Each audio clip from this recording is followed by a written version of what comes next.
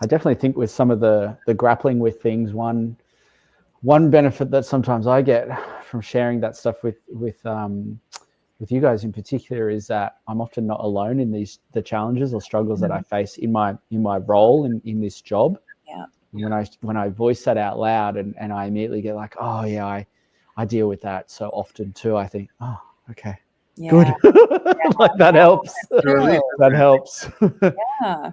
I don't so feel much of our jobs, especially, it's like so behind the scenes and so like confidential. So it is nice to be able to share that. Yeah, not everyone has visibility on what we do, or so it definitely helps me sometimes to know I'm not alone in some of that push.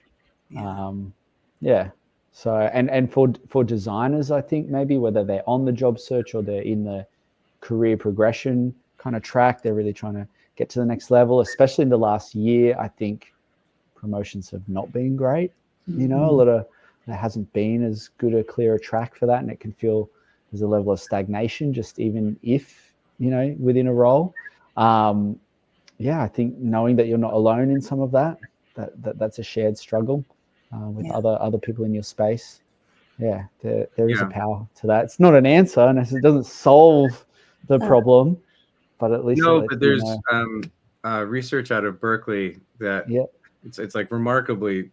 It seems like when I say it, it's gonna be like, oh, duh. But like, I just money well spent on the research. Yeah. I mean, I don't know how they do all this stuff, but it's good. It's just good that a scientist said it, not just me. But I was doing research for a book that I just did a couple chapters for that just came out about self-care, and I don't like that term because it doesn't mean anything. But really, it's about like taking care of yourself, right? Like we all want to take care of ourselves, so let's just use English.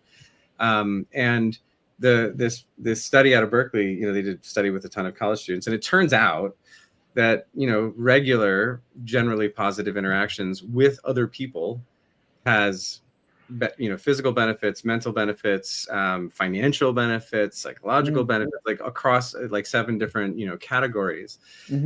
Just having these regular interactions and certainly having a group. They did it with a group. I think they did it with college students. So there was a thing that they all had in common. Maybe they were all different, majors or whatever, but they were all in something together. So, maybe you're on the job search and you're in a community of, people are talking to other people who are also in my Unleashed Creativity Club. We're all in one way or another creative. There's people who are doing it as their work. There's people who are, sort of retired and they're looking to, actually like do more creative things. And that's what I hear a lot of is like, it's like that deep breath. It's like, whew, okay. Like I'm not the only one who has a hard time. This person who does it every single day, it is on Facebook and Instagram and posting about all their work all the time. They're feeling it. Okay. So I'm not such a failure because I feel it. I'm not doing, as well. I think that's such a tough part of our society now is that everybody looks so great online. There's a recruiter I was talking to where I'm just like, oh my God, I'm like, how are you so busy these last couple years? And she's just kind of like, well, I haven't really been. I'm just posting a lot of stuff. Not lies, but it's like, oh, like we're doing this. And it's like, she's just making the most of what she has. Yeah. But here I am walking away. And, it worked on me. The marketing worked on me. Like, oh, like you're killing it. Yeah. So, smoke and mirrors. We're all just making it up. I know life. Literally. We're all just muddling through. Ryan, I like what you said. Empathy is so misunderstood and underappreciated. Absolutely. Yes. I love that. Ren says, conscience, true self versus the crazy inner roommate who never shuts up. Totally. I might steal that, Ren. That's a really good one. That's nice. That's great. I love that. I actually heard an interesting thing that makes total sense to me about introverts, because I do consider myself probably more of an introvert. And the myth is that introverts can't do this. They can't be on a call. They can't socialize. Like that's shyness. It's different. Introvert versus extrovert is about where you get your energy. It's about it's like for me it's about like I need space to myself. I need time to myself, and I need to actually do things that I enjoy in that time, not just scroll on social media. Like I need to read books. I need to use my hands. Like, I love chopping wood. That's like some of my favorite stuff to do upstate. And where was I going with introverts? Oh, the thing about introverts that's really tough is that introverts tend to, there's science, like tend to sort of have more of like a, call it empathy, or just like they read people, like, because they're like sort of protective of their energy.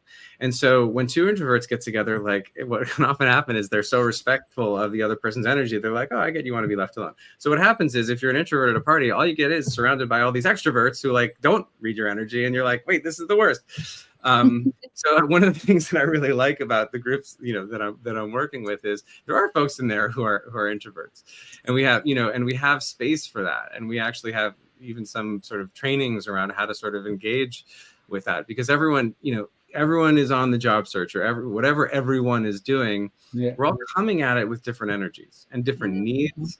And that's where it's really important to listen to that voice of, self-love, or the higher self, the aligned self. Josh, chopping wood for me, I mean, when I went to the Hoffman process, there is some physically expressive work, and to sort of get some of these feelings out. And they were all like, oh, does anybody have anything at home? And I'm like, I absolutely do. Like slamming into wood with a sharp metal axe, like there's no better feeling. And to think about sort of connecting that activity with working through a feeling, or looking through a feeling, like you were saying about panic attacks, John, being like, I'm feeling really anxious or angry, or or happy, or whatever the feeling is. You don't have to have a negative feeling, but to physically work that through is, I think a very powerful thing. I feel like that's come up a few times on Design Unfiltered, that I think people get in this hamster wheel of like, I have to work on my portfolio and my resume, and I got to send it out to 20 people every day. And then I got to rinse and repeat and do it all over again. And so many times either we have, or our guests have said, it's really about getting in your body and getting present, like just to get out of that mental hamster wheel. And that's when actually like new ideas can come to you. Like you're breaking the system and letting things just come up. Like I made a couple albums with this producer in New York, and his process that he would bake in was that we'd work all day in the studio, and he, like, for him, watching the news was relaxing. Crazy guy, but that was his thing. He'd watch the news for like 2 hours, and that's when he would come up with ideas. Like that's when things would just pop up. It's like, oh, like we should put like a horn section on this section, or like, oh, let's do some like harmonies here. There's plenty of science about why that works. Our right brain, the creative side of our brain, what it is, there's a name for it. I think it's called the default network, or default mode thinking. And you can't get into that by focusing on a problem. When we're focused on a problem, we're using the math brain. We're solving stuff. We're trying to figure out solutions. And so, and if you're creative, like you can probably get a lot done with that. It's not to say like don't use your left brain, but and I think, in my world, this is very common, right? But like you're taking a shower, you're walking your dogs and not looking at your phone. You're staring at this. Driving the car.